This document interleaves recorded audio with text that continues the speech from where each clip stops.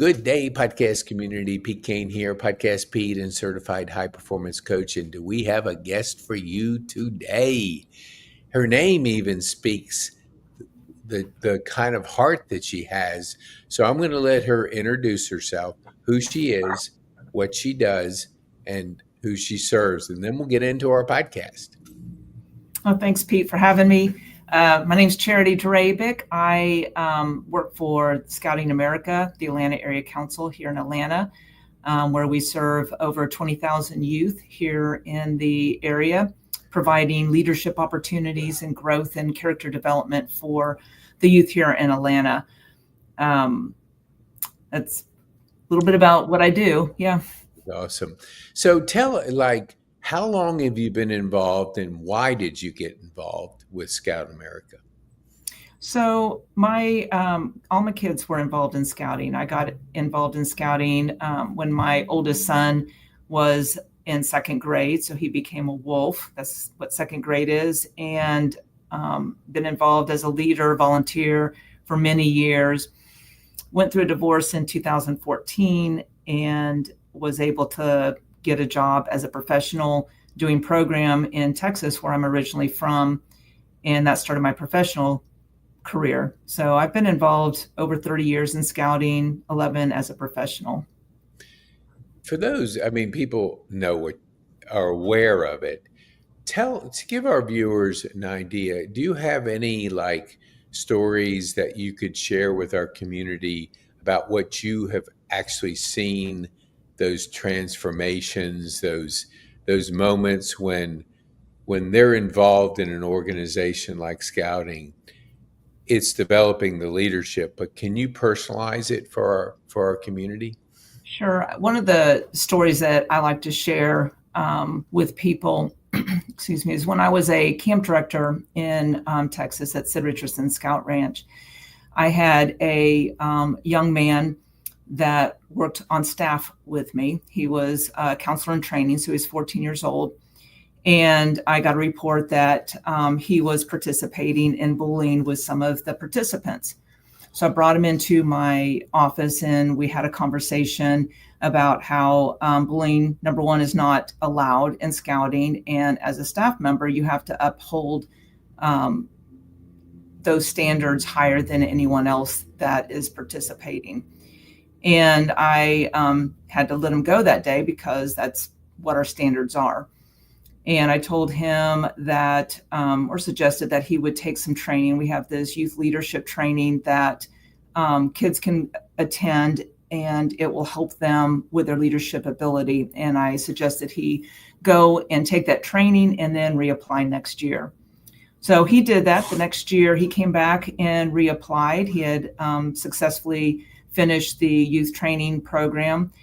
And this young man has become one of our best staff members there while he was there for the next 3 years. So much so that all of the youth, he was their favorite counselor. The scoutmasters would come and talk about how he was an upstander and did not allow bullying to happen under his watch. And I had the opportunity when he graduated from high school to write a recommendation letter where he was able to go become part of the Denton Sheriff's Department. Wow. So it was a big transformation for him. And that's just one of many. Yeah, I'm sure we could spend the rest of the show talking about those stories, which are so powerful because there's that crossroads in people's lives. They can either go down one path or make that change and go down a more positive path that impacts. Mm-hmm. And so it's beautiful to hear that. As a mom, we don't always see what we do as parents. Can you share a little bit about why, what has transpired since your kids are a little older, they're out probably, doing some things in the workforce? What would you say has been a positive impact? And can you share with our viewers, just from a mom's viewpoint, what scouting has done for your kids? Yeah, so I have 4 kids that are involved or that were involved in scouting. Only one of my children got Eagle. but they all got something out of it. The biggest thing they got out of it was the love of outdoors. And that is one of those areas that help kids that suffer from anxiety and depression is getting outdoors and getting away from their screens. And I've seen that in my kids' lives where getting them out camping was a way to get them back to nature, to disconnect, and to really be able to thrive in life. My oldest son has learned entrepreneurial skills through it and started his own business and is being very successful there. I have another child that learned how to be a great salesman through the salesman merit badge and he's a car salesman and does a really good job. Mm-hmm. My other ones are still figuring life out and what they want to do, but they're adulting. They're not living at home. I'm not having to support them, monetarily or anything. So they've learned how to be sufficient. They've learned how to be resilient and to get out on their own. Yeah, I love that when we grew up, we didn't have social media. We didn't have all the things that the gaming and all the things that keep us attached to screens. Mm-hmm. So let's talk to our community about that transition to the outdoors, the importance of the world that's out there. If you could share a Mm-hmm. little bit more about how scouting has impacted people's broader perspective of their environment. So there are studies out there that talk about how the outdoors actually helps youth that have anxiety and depression.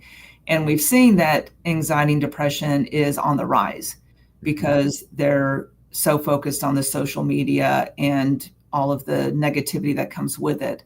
So getting them outdoors is the big piece of it. The other is they are in scouting, they get exposed to teamwork. They're working with a group of kids. And as they get older, they get into these patrols. And so they're self-managing and learning how does that work with your peers. Mm-hmm. And that gives them those abilities when they get their first job that they already know how to work in a team. And that's not something that is really widely taught. They do teach that in sports, but I think what makes scouting unique is the fact that all of the youth can be a leader. It's not like there's one captain on a team. Every scout has the opportunity to lead either in a small group or in a larger scale doing activities. I will say even as the young age in elementary school, the kids are going out there and learning how to put on skits in front of a big group of people. Mm-hmm. So they're learning how to communicate and get over the being afraid of talking in front of people. And so you see youth that are involved in scouting, better communicators, better teamwork, and better at leading. Yeah, we in our community pour into our youth because the world's going to change up and it's going to turn upside down with AI coming into the picture. You and I have life lessons. We have more of life to teach us things. When you're young, you don't have that. So we teach the skills of high performance habits Mm-hmm. in our community, and we put them in a community of 20 people. So they're around adults, they're around veterans, they're around a community that can support them. What would you say, like, as you're getting into some really rapid changes, how is there anything you're doing to lean in to the technology of AI with the kids or with what you're doing that you can share with our community? So I'm not on the program side as a volunteer anymore. So I'm really not knowledgeable enough on that. Mm-hmm. I do know that, as a professional, I use it in my everyday, and I'm sure with some of the merit badges, they'll be looking at how do they adapt to including that into the curriculum and opportunities to learn. Awesome. We know each other through Rotary, the North Cobb Rotary. Mm-hmm. Uh, for those that don't have never heard of Rotary, don't know anything about it, I know there's programs that feed into the adult version of Rotary. Why did you join Rotary, and what could you share with the community about the benefits you've seen personally? So initially, Rotary was about building relationships that would help in my job. But I found there's more alignment in Rotary and Scouting because we're both service organizations. Scouting is huge on service to the community. And as a matter of fact, it's required in youth to get their Eagle that they do service in every single level that they get to. And so there's a lot of alignment there. And being able to serve in multiple organizations is just really fulfilling. One of my biggest things that I enjoy is giving back to the community and just seeing how our efforts benefit other people.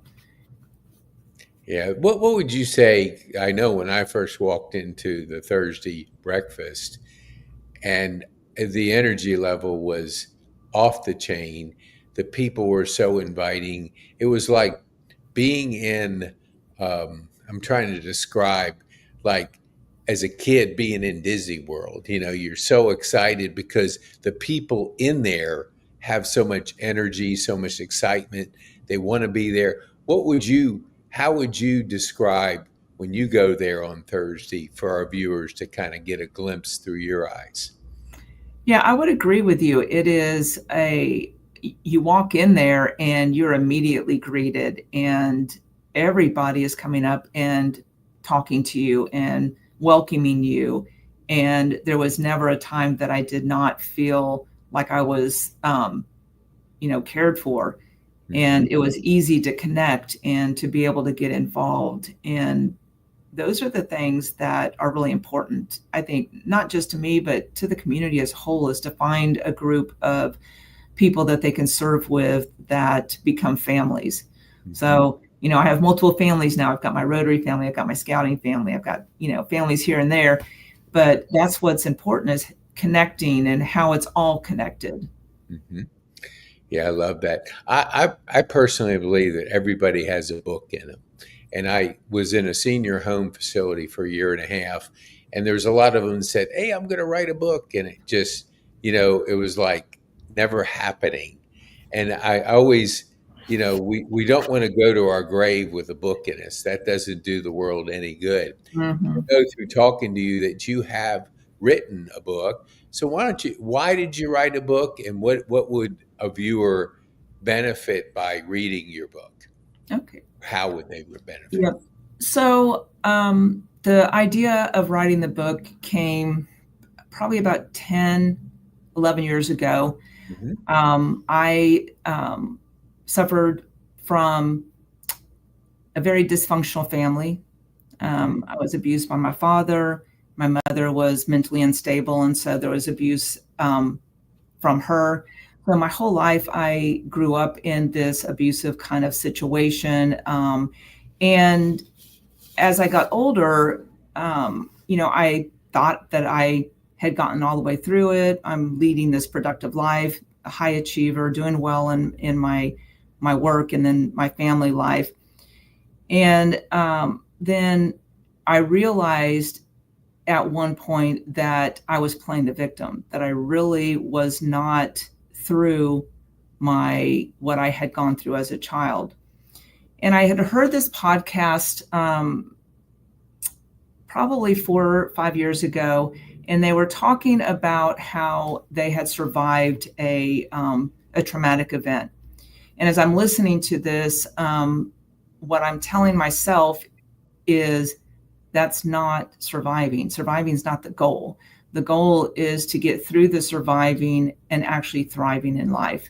Hmm. And I had this system that I had that I have been thinking on for the last 5 years, and that's, first is you're surviving.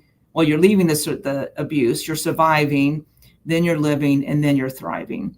Hmm. And so after I heard that podcast, I kept telling myself, okay, I'm going to write a book on this, talk about my experiences, and get it out there so that other people could get through their traumatic experience quicker. And then it never really happened. It kind of got up there on the shelf of I'll get it to it someday. Well, I went through this leadership training program, and through that training program, learned about how the someday never comes. And so I got into action and decided to start writing on the book. And so the book, it's called The Key, Escaping the Prison That Trauma Built. And it's a story, not only my story, but there are several women who have been brave enough to share their story so that women can see the different traumas that people go through. And there's a red thread that goes through trauma, where we all pick up strategies to protect ourselves, but those strategies end up enclosing us in this prison, and we stay in this prison, which really means we're not just surviving, we're really reliving the abuse day after day, because we're putting ourselves back into the similar situations. And so this book is about how to discover what are those strategies that people are using that keep them there, and being able to discover the different bars that are holding them in so that they can get out of their prison.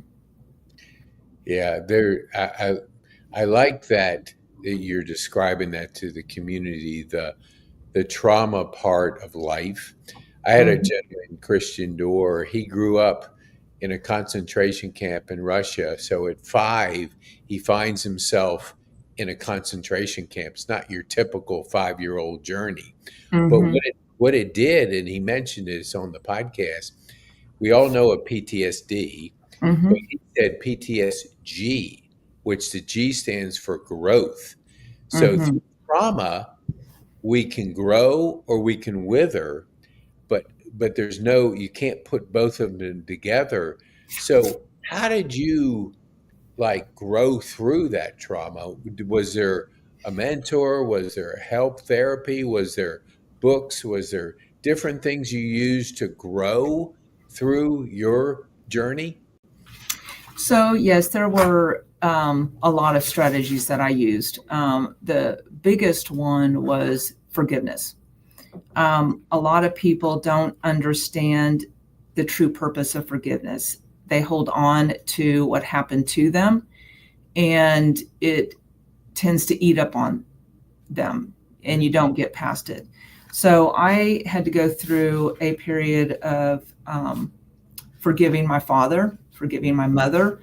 And that doesn't mean that I'll allow it to happen again or they have a place in my life. It just means I'm letting go of how it's affecting me so that I can go on with my life. Because what happened to me happened, and I can't change that. But I can change my life going forward. And where people get stuck is they move their trauma into their future, and they're living into that trauma over and over instead of putting it in the past where it belongs. So that was like the first thing that really helped me move past it. And then it is the stories. We all tell ourselves stories. And this is written in many books where it talks about how in order to make sense of trauma, and this is big trauma, like what I went through, and it could be small trauma. People go through stuff all the time that are traumatic to them. But what we do is we make up a story about what happened. So for me, the story was I'm not worthy and men have all the power. And the truth is the event happened, but it did not mean that. It is what it happened. And so when you can learn what that story is that you're telling yourself and then take it apart, then you're no longer living that story. You get to create a new way of being that is not, that I'm not worthy. Because the truth is I am worthy and I have a lot to offer. And men don't have all the power. I am very powerful in my own right. And so as soon as I was able to like really walk into that possibility, everything shifted where like things are changing huge amounts of time where I'm like walking into leadership. I see myself as the leader that everybody else already saw me, but I didn't see it. Mhm. Yeah, we never see really the true who we are through our own eyes because Mm-mm. we are who we are, but it's others that give us that feedback. That kind of shine a different person because they see it differently than we do, because it's just you've lived your life through your eyes and that's all you can see, but the perspective coming from others gives us an idea of where we are in different places in life. What would Mm-hmm. you say? You mentioned strategies. Mm-hmm.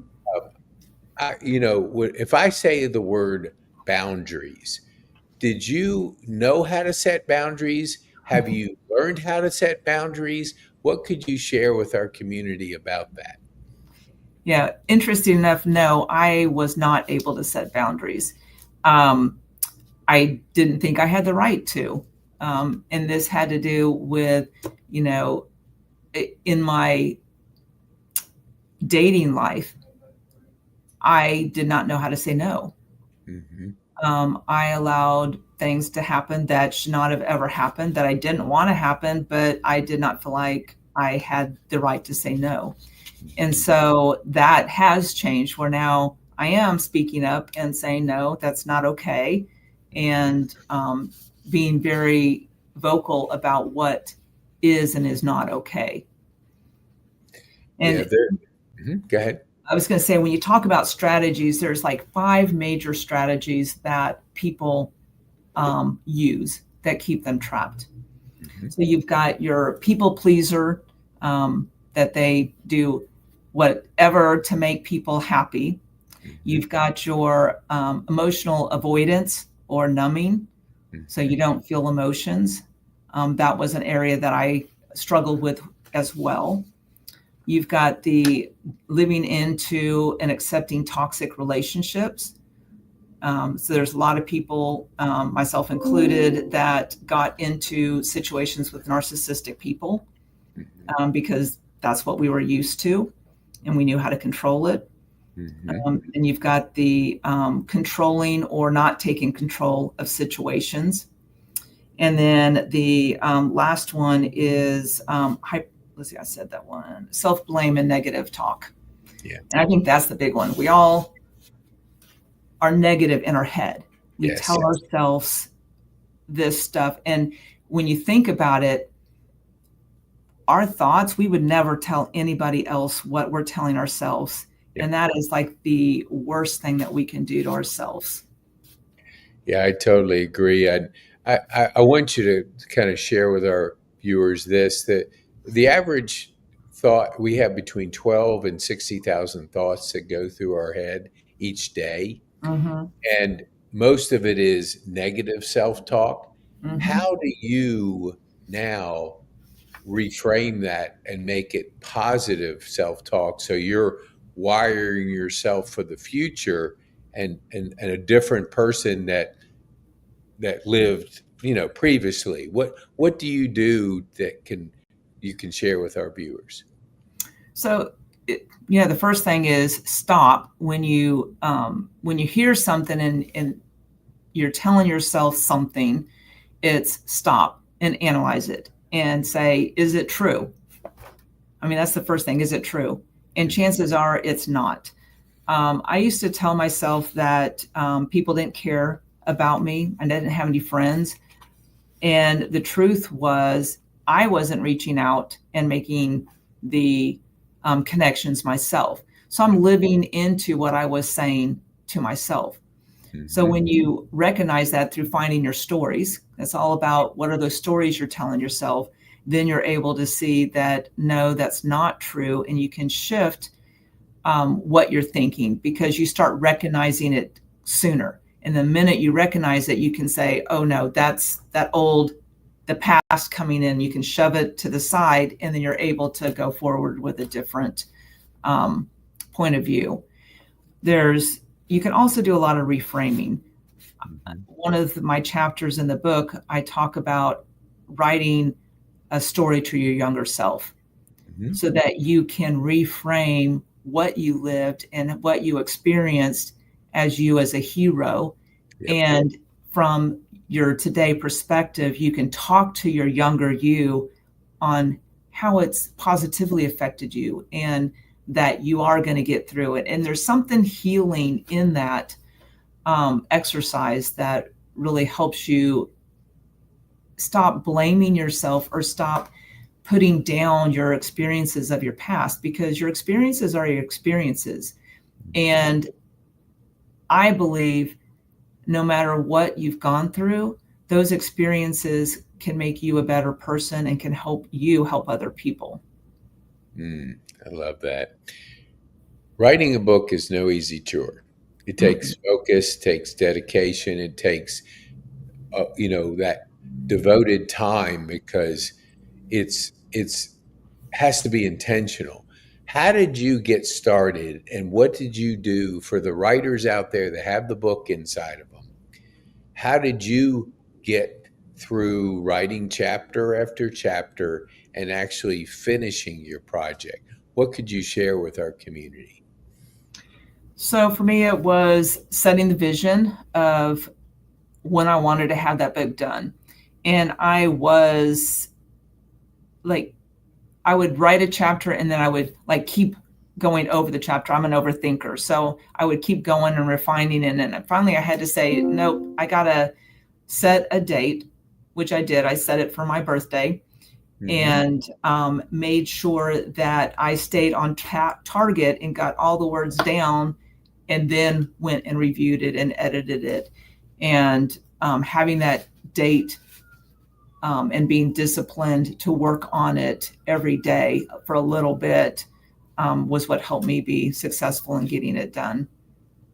Did you like set a certain time that you would write, or how did you like plan your week around writing your book? Was it in the morning? Was it journaling? Was it just getting that creative juices going? What could you share about your journey in finishing the book?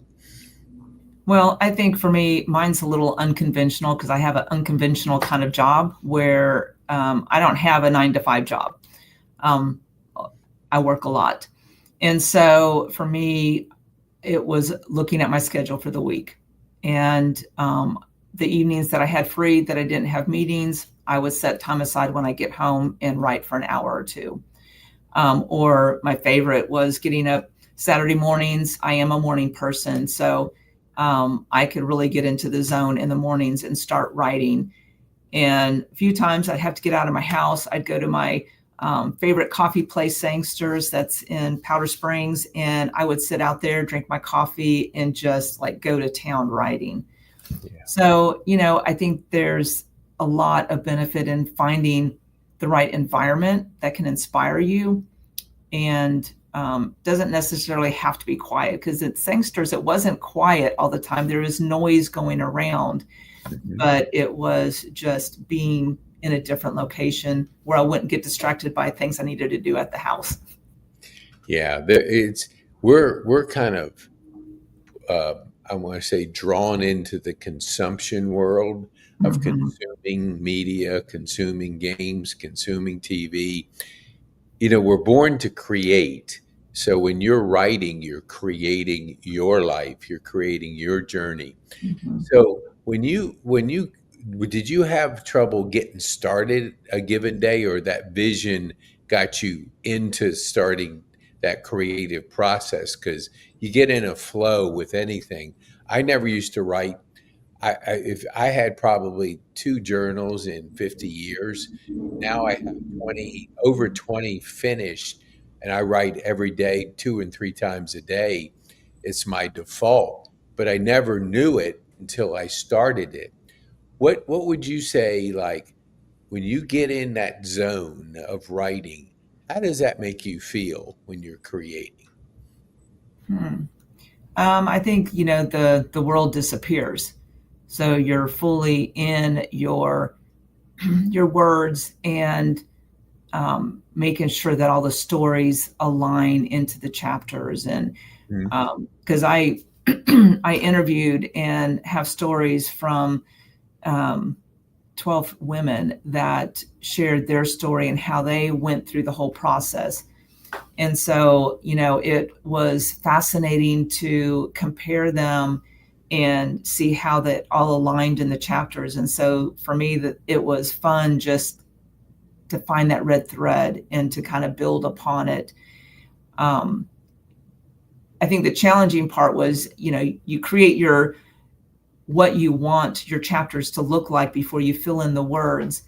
And so there was some adapting that had to happen because as I was writing, it didn't flow into my original thoughts. So I'm having to like rethink where does it flow and where is the right place to put these stories, because the book goes from recognizing your story all the way to the very end where you're now sharing your story and sharing the key, if you will, so that you can help other people. Ooh, I love it. So I'm a firm believer in speaking and sharing, your story to groups.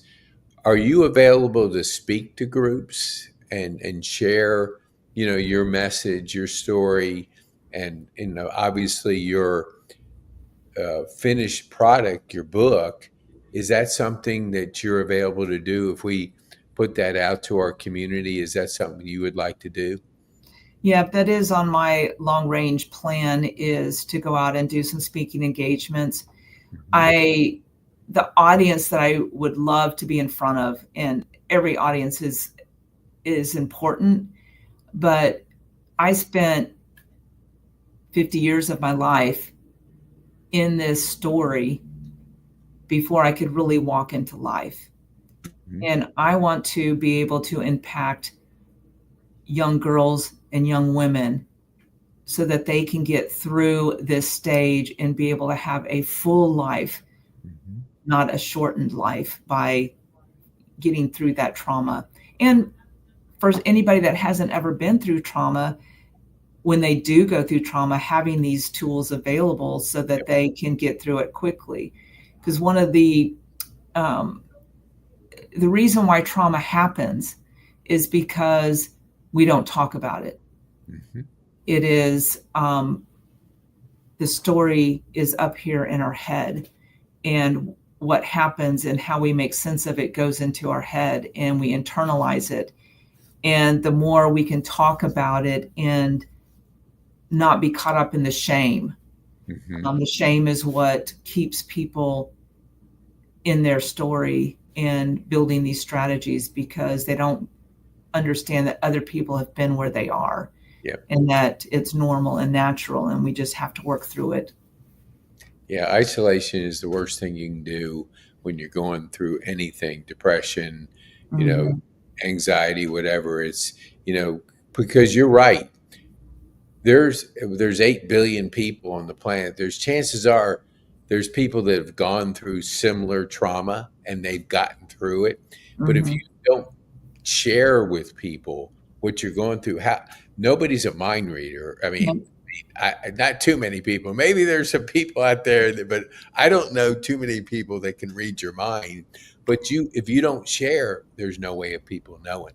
So Right. I'm going to put up on the screen, and then I have one more question for you. How can people get a hold of you to come speak to their organization? What would be the best way to do that? And they can send me an email to do that. That's probably the easiest way, or they can text me. Mhm. One of those ways is perfectly fine. I'm like really looking forward to being able to talk to people. I am creating a companion workbook to go with my book so that as they're reading each chapter, they can work through the sections together. So I'm excited to bring that next stage out to people. Well, awesome. For our audio listeners, which we do have, why don't you tell them your phone number and how Sure. and we'll put it in the show notes, but it's obvious Okay. we will make sure it make it easy for them to get a hold of you. Yep. It's 404-626-8029. And my email is charityadrabik@gmail.com. Awesome. Well, something magical just happened. I found a speaking engagement for you right here on the podcast. So the fourth Saturday from 10 to 11:30, we have a live event each month. So I'd like to invite you to speak. We do 5 minutes, 3 points. I'd love for you to share, that with our community. We live stream it. We put that together because you're right when you talked about kids. Everybody, the second biggest fear to dying is speaking in public. So Hmm. we want to encourage our community to, break through that, speak, be in a position that people can book you to come in to speak to their organization. But when they see you in action, they have an idea of your message that you'll be delivering. So if you'll put on your calendar, we have it coming up in September. I'd love to have you come speak to our group, our That community. sounds good. Thanks, Pete. Oh, that's awesome. So as we wind down, because I want to be respectful of time, we ran over, but that's okay. It was a great, great chance for you to share, and I've been looking forward to having you on for a while. Now, what would be the one thing that you would want our viewers to take home from our podcast today? That no matter how little or how big a traumatic event that you went through, you can get through it and have a life of possibilities that you create for yourself. And the first step is just looking at the past and putting it back in the past. Ooh, I love that. That's a gold nugget for our. Oops, here's something here. Somebody. Oh, cheers to my friend Mark Matthews. Let me see. I think. Hold on. I've never done this, but let me just see. There's Mark Mass. Cheers to service. Mark's my coach. He coached me for 6 months. So, Mark, hello. Thank you for. I agree with you. Service is absolutely the best. So, Yes. thank you, Charity. We thank you for taking the time out to spend your time with our community, and we look forward to getting your book in the hands of many, many people so they can improve their lives and have, like you said, a thriving life. Yep. Awesome. Thank you, Jared. Thanks, Pete.